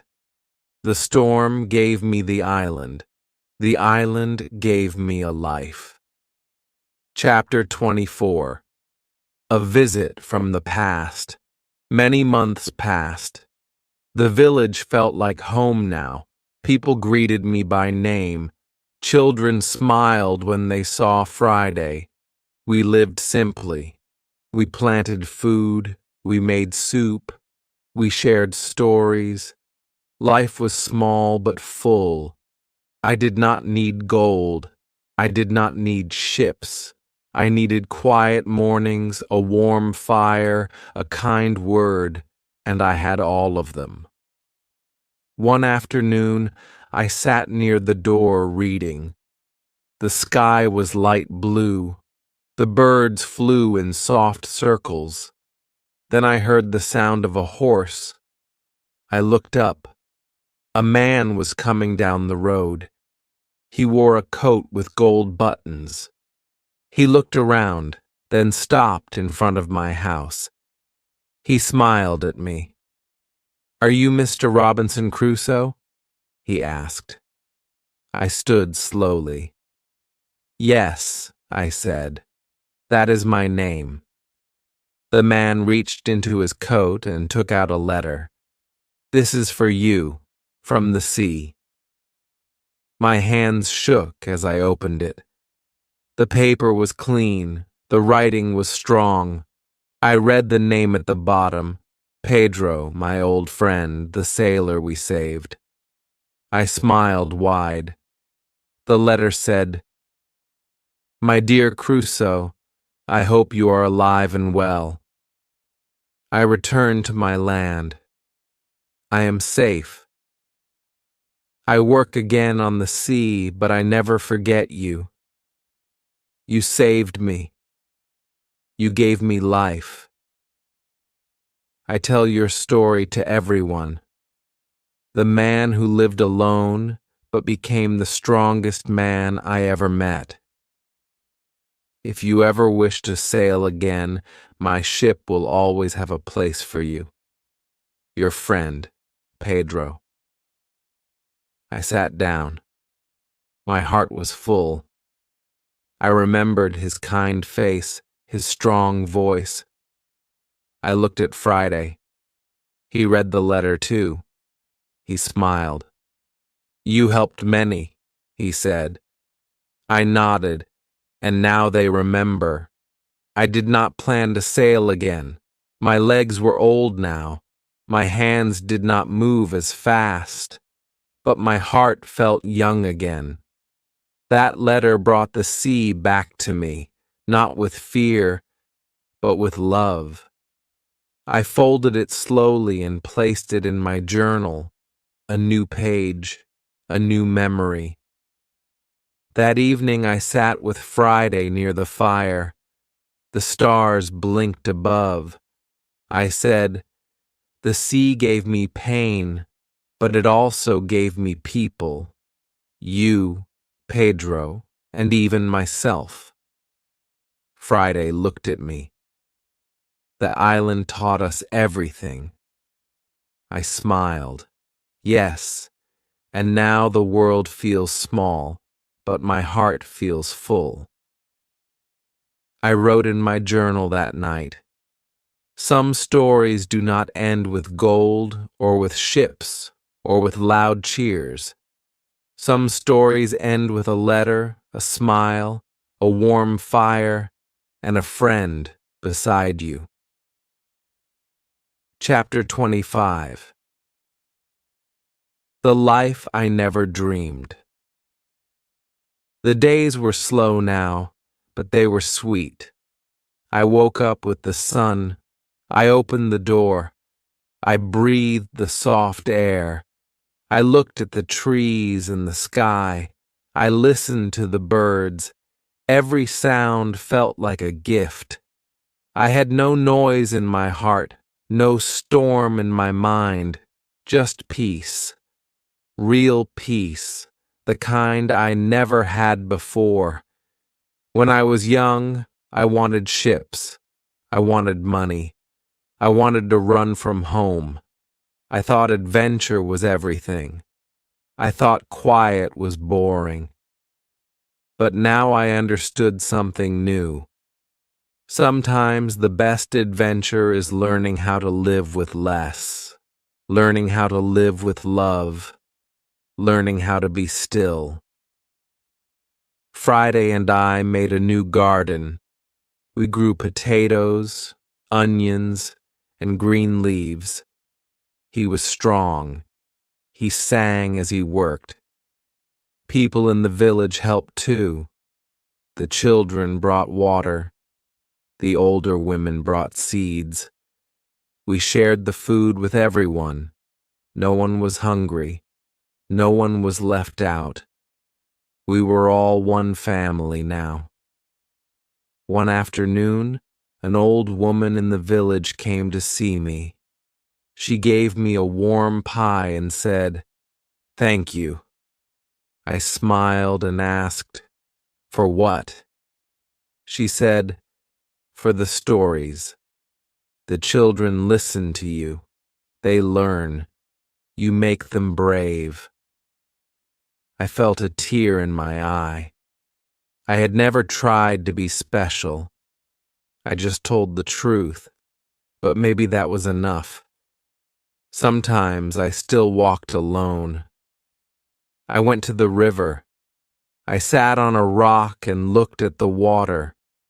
I saw my own face, older now, but peaceful. I said to myself, "This is the life I never dreamed, but it is better than all my dreams." I remembered the island, the first days, the fear, the silence, the cold nights, the sound of waves with no voices. I remembered my footprints in the sand, my fire, my first bread, my goats, my journal. I remembered how I changed day by day. Pain taught me, silence taught me, and that island saved my soul. That night, I wrote again in my book, the same book I had used all those years ago, the same old pages. My writing was slower now, but my heart was full. I do not need to go far anymore. I do not need the sea. I do not need ships. I need only this: a warm bed, a good friend, a kind word, and a thankful heart. This is enough. Friday read my words. He nodded. "Yes," he said, "very good words." I laughed softly. "You have good words now, too." He smiled. "I learn from you," I said, "and I learn from you." We sat by the fire in silence, but it was not empty. It was full, full of years, full of memories, full of quiet joy. Chapter 26. I Teach, I Learn.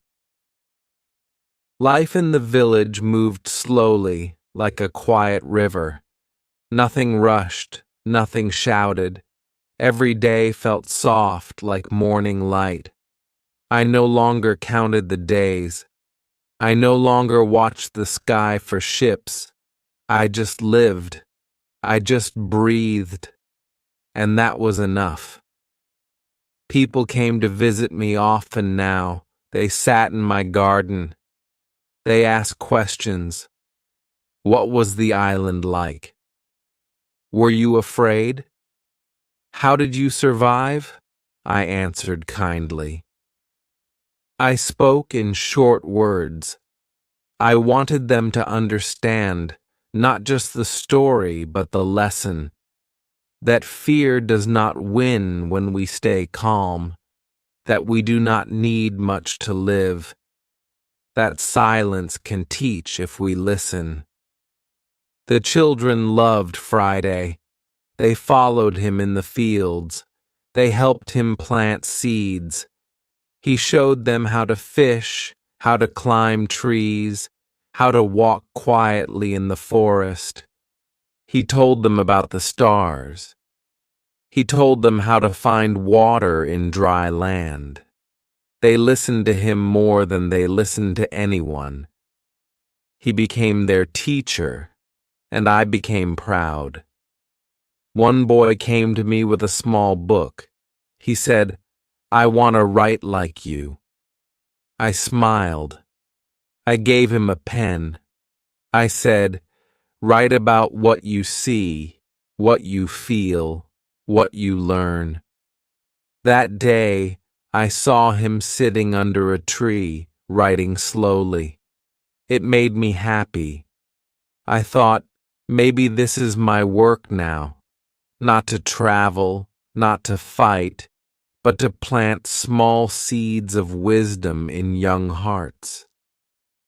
Sometimes Friday and I walked in the hills. We said little. We just watched the wind move the grass. I asked him once, "Do you miss the island?" He said, "I miss the trees, the birds, the sea, but not the fear, not the lonely days." I said, "Me too." We visited the church every week. We sat in the back.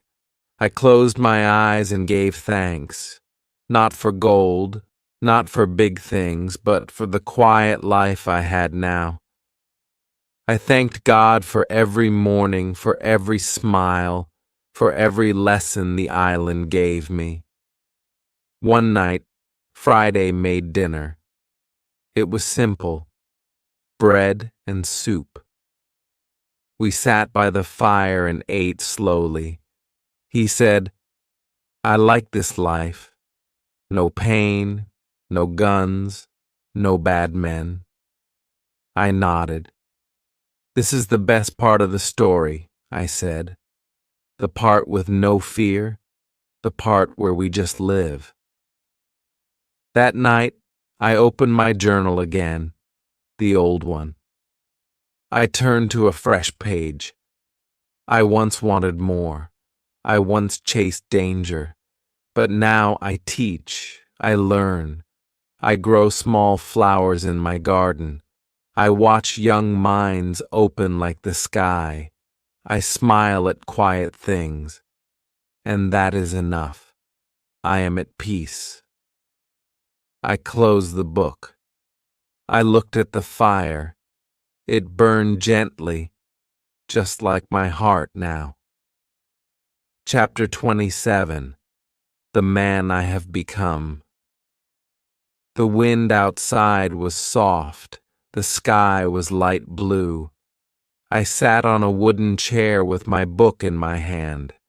The sun touched my face through the small window. It was a quiet morning, like many others, but something felt special. Something inside me was still and full. I had not thought about the island for many days. I had not dreamed of storms, of waves, of fire. Now I dreamed of gardens, of children running through grass, of Friday laughing, of warm soup on cold nights. I no longer lived with fear. I lived with thanks.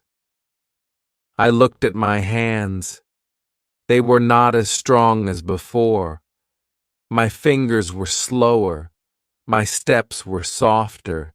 But my heart was lighter and my mind was calm. I once feared time. Now I welcomed it. I once chased the world. Now I enjoyed each simple day. Friday came in with a basket of fresh fruit. "Apples," he said with a smile. "The tree gave many today." I looked at the red fruit. I remembered planting that tree. It was small back then, thin, weak, but I had given it water Sunday time, and now it gave sweet fruit, just like my life. We ate together. We said little, but we smiled often. That was our way now. Not too many words, just soft peace between us. I told him, "One day you will teach others. You will tell your story too." He nodded. "But this is still my favorite chapter," he said, "the one with quiet days." Later, I walked through the village. People waved at me. Some called me teacher, others called me captain, a few simply said friend. I liked all those names, but inside, I was just Robinson, a man who had learned to be still, a man who once ran from everything and then found everything by stopping. I sat under the big tree in the garden. Children came with questions. How do you build a house from nothing? How do you stay strong when you are alone? I answered slowly, one wall at a time. I said, one word, one step, one day.